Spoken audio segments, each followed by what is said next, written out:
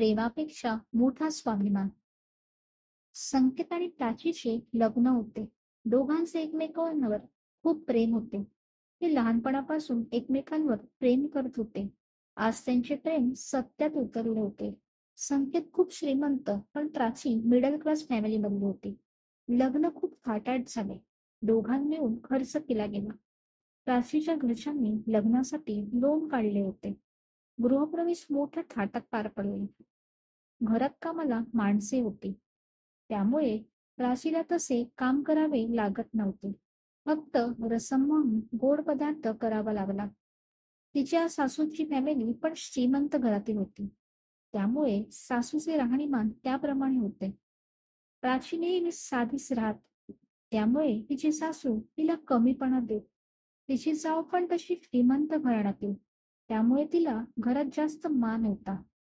प्राचीला त्या नेहमी काही ना काही बोलत. त्यामुळे प्राची दुखावली जात. संकेत कामाला त्याच्या ऑफिसमध्ये जात. त्यामुळे त्याला याची कल्पनाच नव्हती. प्राची पण नोकरी करण्याचा विचार करते, पण तिला घरातून परवानगी नसते. त्यामुळे तिला नोकरी करता येत नाही.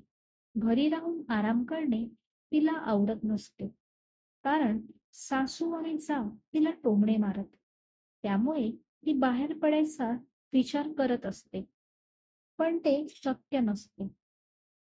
काही दिवसांनी तिला घरात राहणे कठीण जाते. कारण सततचा त्रास तिला आता सहन होत नसतो. त्यामुळे ती शेवटी संकेतला आपली बाजू सांगते आणि आपल्या स्वाभिमानासाठी उभी राहते. त्यांनी ऐकले नाही तर आपण घर सोडून जायचे असा ती विचार करते. सुरुवातीला तो विश्वास ठेवत नाही. नंतर तो कामाला जायचे नाटक करतो आणि सर्व घराकडे लक्ष ठेवून असतो. त्यानंतर त्याला प्राचीची बाजू समजते. नंतर तो डायरेक्ट त्याच्या आईसमोर येतो. त्याला बघून त्याची आई आणि बहिणी घाबरतात. तो आईला जाब विचारतो. त्यानंतर तो हा सर्व प्रकार त्याच्या बाबांना सांगतो. त्याचे बाबा कडक शब्दात आईला समज देतात. त्यानंतर त्याची आई प्राचीला त्रास देणे बंद करते. नंतर खऱ्या अर्थाने प्राचीचे चांगले दिवस सुरू होतात.